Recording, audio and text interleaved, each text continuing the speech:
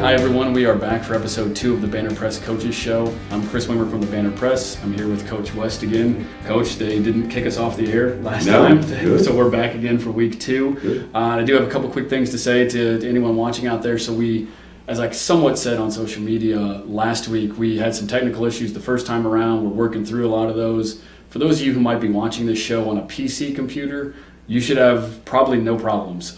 We had a little bit of problems with audio and video sync, so if you're watching on a Mac, you might see a little difference. Hopefully it's not egregious. If you're watching on a PC, you should be good to go. So with that in mind, we are here, I didn't say this last time, but we are here at the Nancy Carroll Roberts Memorial Library in their little media center. It's a great little setup for us. So now we can finally dive into the content. So as we just spoke about before we started recording, we want to quickly go back over the Elgin game. As we sat here last week, you obviously had some concerns because of the long layoff and the close win over Elgin last week, but you had a decisive victory. So now that we're a couple days removed and you've seen the film, what did you like? Where do you want to improve? Well, let me say first that an old football saying, which is very true, it's never as good as it seems, it's never as bad as it seems. Okay. So we have not arrived. We are not all of a sudden a great football team when we weren't a week ago. Right. But we did do some good things. We played really, really hard. Right. Our kids were very focused, and because of that, we didn't make a lot of mental mistakes. Yep. And we played hard, so when we did make some mistakes, we were able to recover by effort. The thing is, that sounds easy, but it's really hard to do. It's hard to get yourself in that kind of situation.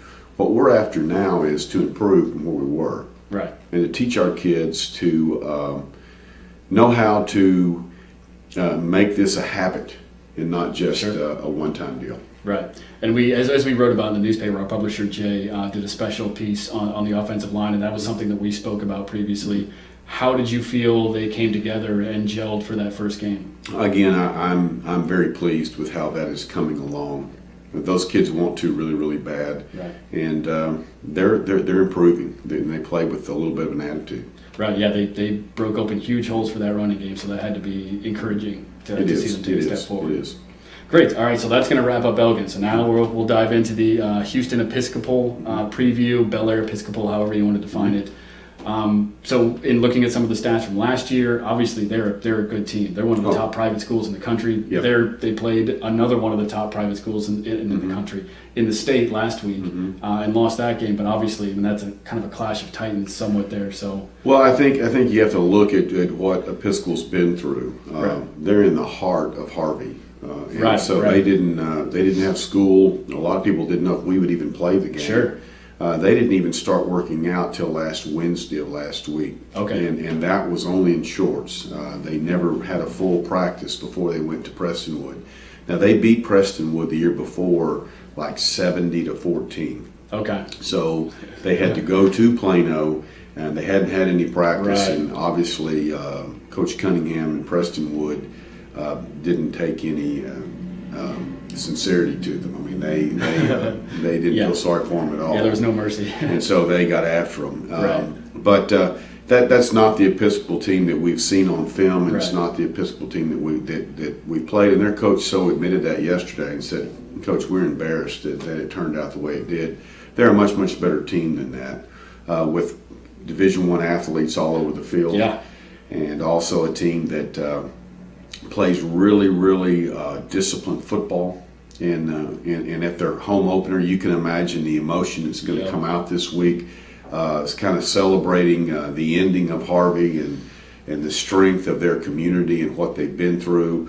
Their school was somewhat underwater. I'm sure there'll be some special before the game emotional situation. So this is a really good test for our athletes. We're walking into what will be a home field advantage. For sure. And real tight quarters. They're bringing in stands for the game. They're adding extra seats. Adding somewhere between 2,500 and 5,000 seats.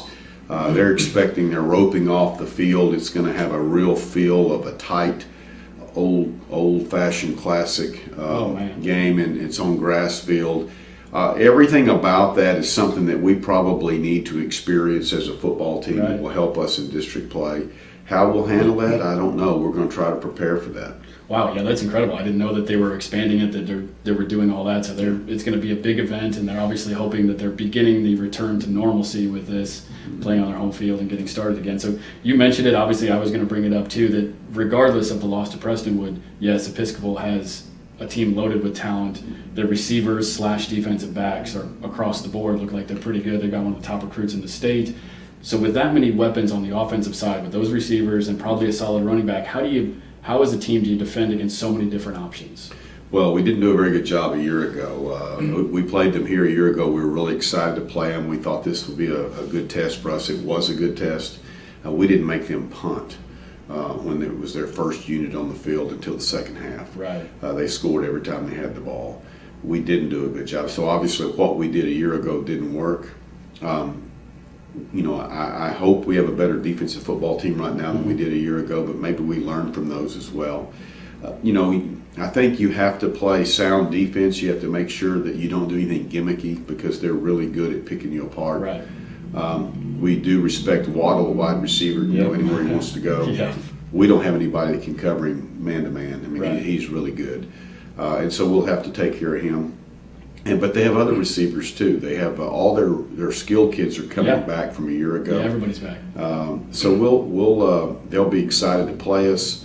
Hopefully, we're excited to play them. But it'll be a chance to see really what we have skill wise and how we match up against great Division I talent.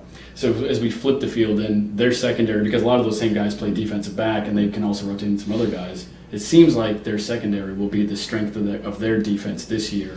What kind of philosophy can a team use to attack that kind of secondary? It seems to be good across the board from all sides and deep into the back. I think what you're going to see them do is play a lot of man coverage and load the box because they are so talented in the secondary that they'll try to beat us by playing man coverage and making us beat them throwing the ball. And it'll be good to see if we can do that some. So we're going to try to expand the playbook a little bit, do a little more than what we did the other day, but also see if we can run on them as well. Well, that was going to be my last point.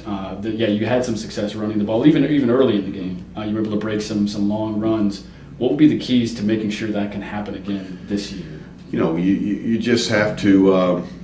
Bottom line is you have to be able to do your assignment, and play well and play aggressive and take care of the football. I mean, those plays are designed to work. We just have to make them happen. They're going to cause some confusion. They're a good defensive football team. We'll see how we do, but we're excited about that challenge. And like I said, we're going to have to be able to do some things that we didn't have to do a week ago, and that's good for us. Right. Well, that wraps it up for us. Like I said before, we're going to try and keep these short and succinct for everyone. You heard from Coach. This is going to be a big game. It's going to be a big event at Houston Episcopal's home field. They're planning to bring in extra seats for it. It should be. And they don't charge. Really? They said we don't charge a game. We just come on. So. All right. So bring everyone, I guess, is the key. They're going to try to bring everyone so as many fans can show up and make the trip. Should be great. Episode 2 of the Banner Press Coaches Show is in the books. Thank you again, Coach. Thank you guys for watching. We'll see you next week. All right.